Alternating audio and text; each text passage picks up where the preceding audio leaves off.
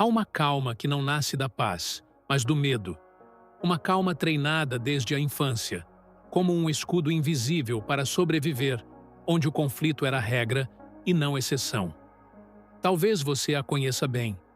Talvez você seja essa pessoa que fala baixo, sorri diante da tensão e diz, tudo bem. Enquanto por dentro, o corpo inteiro grita. Mas ninguém ouve, ninguém vê.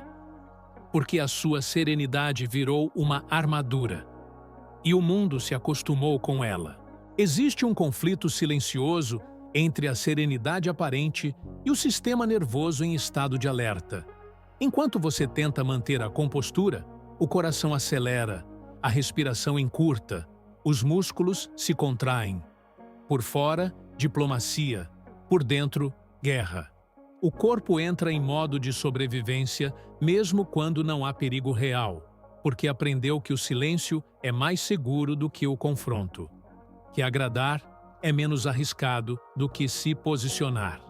Que desaparecer é melhor do que ser ferido outra vez. Esse é o território do pacificador ferido. Aquela pessoa que aprendeu a manter a paz do lado de fora, ao custo de abandonar a si mesma por dentro. Que silencia verdades para evitar o abandono. Que cede para não ser rejeitada. Que engole o que sente, porque aprendeu, talvez cedo demais, que expressar dor é perigoso ou inútil. Mas há um preço alto em calar tanto tempo. O corpo começa a carregar o peso do que a alma não conseguiu dizer. Talvez você já tenha sentido isso. Uma tensão no pescoço que nunca passa. Uma exaustão que não se justifica. Uma ansiedade que surge sem motivo aparente. São os sinais de um corpo que foi obrigado a ser calmo, mesmo quando estava em pedaços. Porque há uma diferença entre estar em paz e estar em modo de contenção. Uma diferença entre responder com consciência e responder com medo. Essa calma que sufoca, que anestesia, que mascara o que está vivo, não é virtude, é defesa. E você não está errado por tê-la desenvolvido. Foi o que salvou você. Foi o que tornou possível continuar em ambientes que não acolhiam sua verdade. Mas talvez agora já não seja mais necessária. Talvez o que seu corpo esteja pedindo não seja mais silêncio, mas escuta. Não seja mais contenção, mas reconexão. Porque toda vez que você engole a própria verdade para manter a harmonia externa, uma pequena parte de si se perde. Toda vez que você se tranquiliza para não incomodar, uma dor antiga se reafirma, a de que você só é digno de amor se for calmo, compreensivo, equilibrado, mesmo que esteja despedaçado. Mas, e se houvesse outra forma de responder? Uma forma que não sufoca, não agride, não foge. Uma resposta que não seja um papel aprendido, mas uma presença viva. E se a verdadeira calma for aquela que nasce do corpo em paz e não da mente em alerta? Esse é o convite que começa agora. Nem sempre é fácil lembrar, mas o ataque do outro nem sempre tem a ver com você. Por mais que a dor pareça pessoal, por mais que as palavras machuquem com precisão cirúrgica, por mais que a voz que grita tenha o seu nome, muitas vezes, o que chega até você como agressão é apenas a superfície de uma ferida antiga que o outro nunca soube como curar. Segundo Gabor Maté, o ataque raramente é pessoal. Ele é uma expressão congelada de dor, um pedido disfarçado, um reflexo automático de alguém que aprendeu, em algum momento da vida, que precisava gritar para não desaparecer, que precisava dominar para não ser esmagado, que precisava ferir, antes que fosse ferido. Por trás da reatividade, há histórias que não foram ouvidas, infâncias interrompidas, afetos rejeitados, vergonhas sufocadas.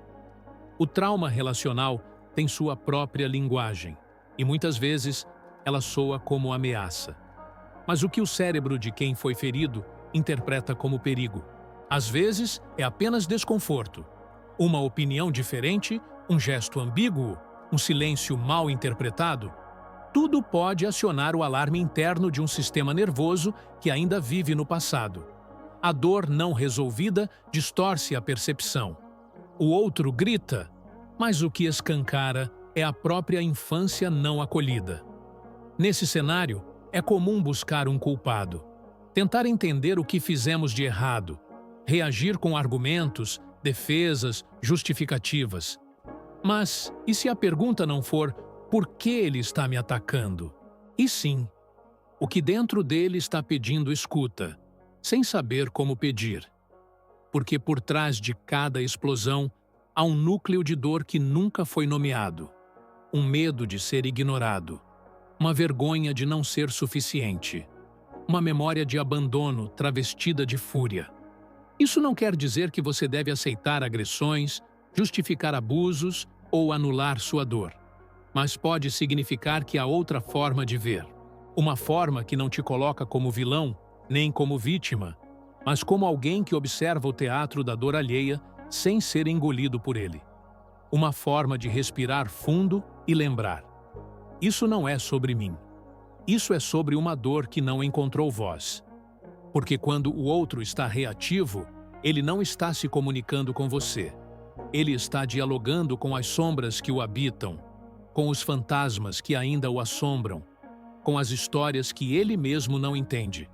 E talvez, só talvez, o que ele precisa, mais do que vencer uma discussão, é ser visto além da máscara da fúria. É por isso que a verdadeira força não está em vencer o embate, mas em não se confundir com ele, em permanecer presente, em não devolver ataque por ataque, silêncio por silêncio, culpa por culpa. Porque o que desarma o trauma não é a resposta certa, é a presença íntegra. Mas isso é assunto para o próximo passo. Existe um poder que não grita, uma firmeza que não endurece, uma autoridade que não impõe, mas acalma. Ela não está nas palavras certas, nem nas estratégias de comunicação que ensinam como vencer discussões. Esse poder nasce de um lugar mais profundo, o corpo que está em paz consigo, a presença íntegra, a energia de alguém que não está ali para se defender, mas para sustentar o que é. A resposta que cura não vem da mente treinada para controlar. Vem do corpo que aprendeu a habitar a verdade, mesmo quando ela treme. É por isso que não adianta ter todos os argumentos do mundo se o seu corpo está em guerra. O outro sente, o outro percebe, o outro reage não só ao que você diz, mas ao que você vibra. E quando a sua vibração carrega medo, tensão ou desejo de agradar, isso se torna um convite silencioso ao conflito. Mas quando o corpo está conectado, inteiro, alinhado, algo muda no campo. Não há mais necessidade de vencer. Não há urgência em se justificar. Não há ansiedade em ser compreendido. Surge uma firmeza serena, um limite silencioso, uma presença que comunica: eu estou aqui, com tudo o que sou, e não vou me afastar de mim mesmo para te agradar, nem para te confrontar. Isso desarma, porque não alimenta o jogo. Não responde a ferida com outra ferida. Gabor Maté chama isso de autenticidade como bússola. E o corpo é o radar dessa verdade. Quando você está inteiro, presente, enraizado, algo em você se recusa a entrar no velho ciclo de ataque e defesa. Você não reage, responde. Você não foge, sustenta. Você não grita, respira. E isso tem um impacto. Porque é muito difícil manter uma armadura diante de alguém que não está tentando quebrá-la. É muito difícil atacar alguém que não está tentando resistir.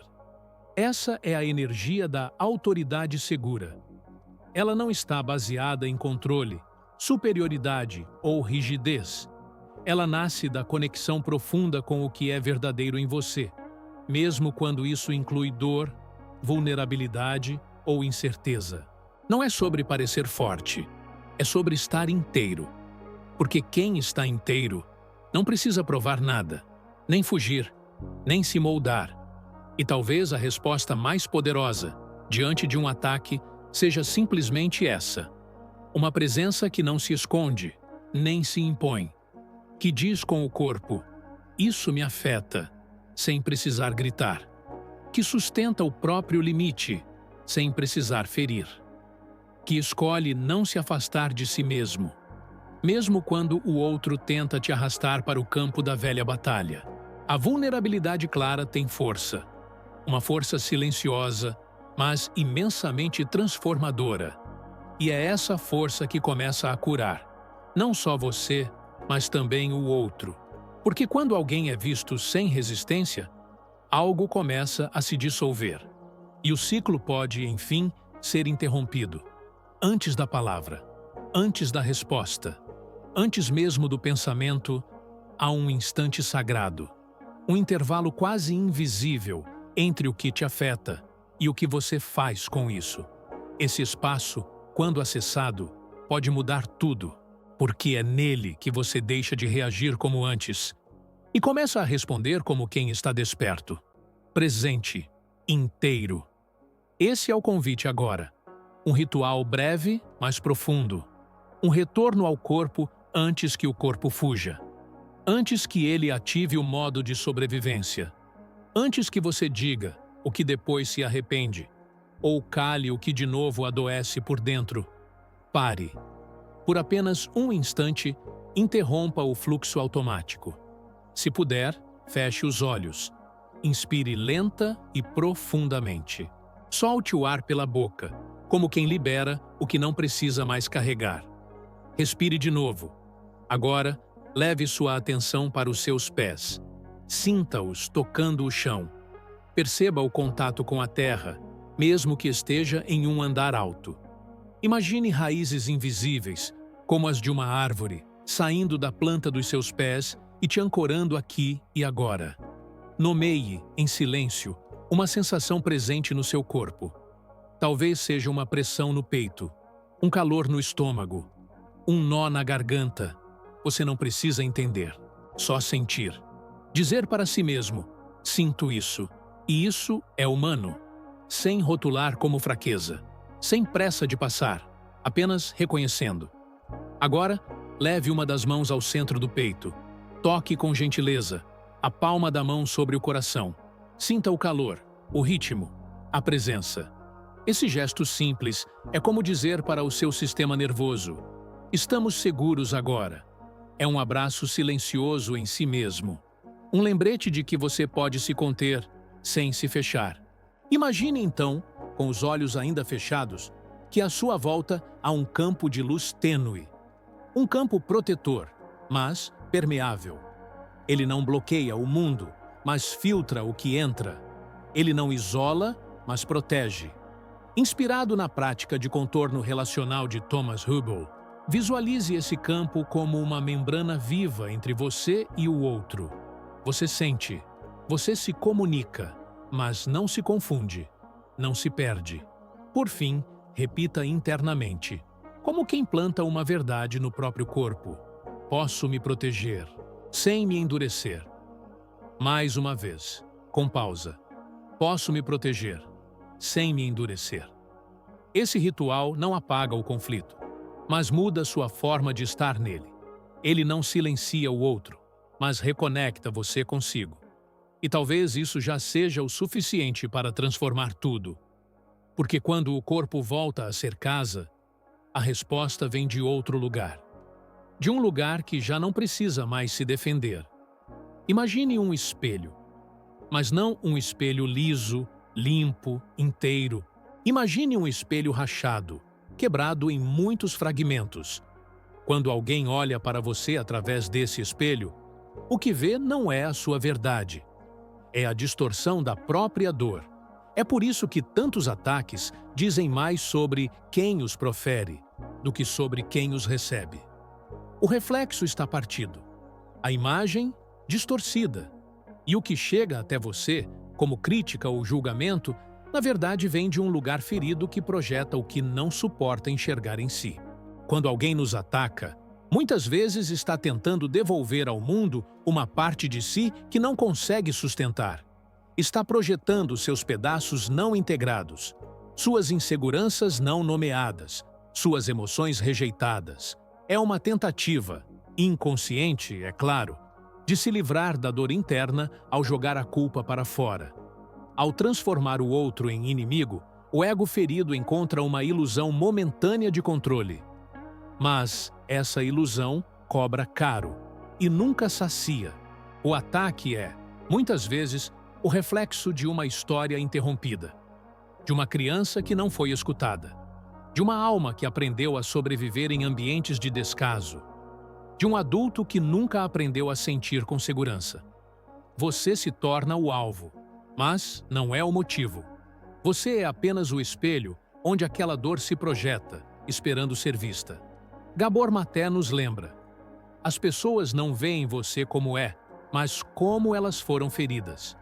Isso muda tudo, porque quando você entende isso profundamente no corpo, começa a perceber que nem toda agressão precisa ser absorvida, que nem todo julgamento precisa ser respondido, que nem toda palavra dita com raiva merece um eco, porque você tem escolha entre reagir ou devolver o reflexo com integridade, entre se contaminar ou permanecer limpo por dentro. Devolver com integridade não é ser passivo, não é aceitar abuso, é reconhecer o que está acontecendo e escolher não repetir o ciclo. É ver o outro além da máscara da fúria e não se confundir com o que ele projeta. É permanecer inteiro, mesmo diante da fragmentação alheia. A imagem do espelho limpo pode te acompanhar. Imagine que, mesmo diante de alguém em fúria, você sustenta um espelho que reflete apenas o que é seu, sem absorver veneno, sem distorcer a imagem de quem você é. Um espelho que não rebate ataque, mas também não se quebra, que mostra, com clareza, a verdade silenciosa. O que é seu, eu devolvo. O que é meu, eu acolho. Estar presente sem absorver. Essa é a prática. Esse é o caminho. Porque há uma diferença entre sentir e se identificar, entre perceber e se perder. E quando você se lembra disso, o ataque do outro já não te define. Apenas revela o que ainda precisa ser curado, nele e talvez em você também. Há quem nunca grite, há quem nunca reaja de forma explosiva. Há quem, diante de um ataque, mantenha a compostura, traga argumentos, organize os fatos e responda com lógica. Mas por dentro, está gelado. Não porque não sente, mas porque aprendeu a se proteger pela mente. E a racionalidade virou abrigo e prisão. Responder com razão pode parecer evolução. Pode dar a sensação de que você está no controle, mas às vezes esse controle esconde uma desconexão profunda. Quando a resposta inteligente se torna um escudo, ela deixa de ser ponte. Ela não alcança o outro. E, pior ainda, ela não alcança você. O trauma da hiperexplicação é sutil. É quando você tenta justificar tudo para não ter que sentir. Quando racionaliza a dor para não tocá-la. Quando transforma a emoção em tese, para não se permitir tremer. Essa é uma forma sofisticada de proteção. Mas ainda é proteção. E muitas vezes é uma forma de congelamento. A mente funciona perfeitamente, mas o corpo está ausente, a emoção dissociada, a alma em espera. Existe também um tipo de espiritualidade que reforça esse congelamento. Uma espiritualidade que prega neutralidade acima de tudo, que diz: não se envolva, não se apegue, não reaja, mas que, na prática, ensina a se anestesiar, a parecer calmo por fora e completamente desconectado por dentro. Essa não é a paz verdadeira. É o silêncio da dissociação. Dizer "você tem razão", sem encarnar a dor do momento, também machuca. Porque esse tipo de razão não se comunica com o campo emocional. É como um corpo presente, mas sem alma. É como um abraço sem calor. A verdadeira paz não se alcança com argumentos, nem com neutralidade. Ela nasce da presença. da coragem de estar inteiro, de deixar a emoção circular sem se perder nela. A verdadeira resposta, aquela que cura, não é a que explica, é a que encarna, é a que sente e se expressa, que reconhece. Isso me atravessa, e mesmo assim, eu escolho responder com presença. Isso é o que transforma. Não a razão pura, mas a razão que brota de um corpo vivo, de um coração desperto, de uma alma que decidiu não fugir de si mesma. Então, da próxima vez que sentir vontade de dar a resposta perfeita, talvez o convite seja outro, talvez seja respirar, sentir, habitar. Porque não é a perfeição da resposta que cura, é a inteireza de quem responde. Não é sobre vencer o conflito, nem sobre convencer o outro. É sobre sair, com inteireza, do campo de batalha. É sobre lembrar que a verdadeira força não está em dominar, mas em habitar a si mesmo com gentileza. Não é sobre estar sempre certo, é sobre estar presente, conectado, respirando por dentro da própria verdade, mesmo quando ela dói. Gabor Maté nos lembra que a autenticidade cura. Cura porque nos liberta da necessidade de atuar, de desempenhar papéis de sobrevivência que talvez um dia tenham nos protegido, mas que hoje já não servem mais. Quando nos permitimos sentir, de verdade, algo começa a se realinhar. Quando deixamos de responder no automático e começamos a nos ouvir por dentro, o campo muda. A vibração muda. O corpo muda. Bruce Lipton fala sobre como as crenças moldam nossa biologia. E se você ainda carrega a crença de que ser calmo é ser fraco, o seu corpo vai se tensionar toda vez que tentar se posicionar com firmeza. Vai se enrijecer para não se despedaçar. Vai se silenciar para não ser atacado. Mas, e se você pudesse reprogramar essa verdade? E se pudesse respirar, bem devagar, para dentro do seu medo, até que ele se transforme em espaço? A reprogramação começa quando você escolhe tratar o conflito como um portal, e não como uma ameaça. Quando você deixa de buscar a resposta que convence e começa a acessar a resposta que reconecta, a resposta que nasce do chão do seu corpo, da raiz da sua alma, do silêncio que escuta mais do que qualquer argumento poderia dizer. E então, tudo muda, porque você já não precisa mais lutar para existir.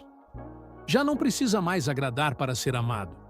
Já não precisa mais calar para não ser ferido.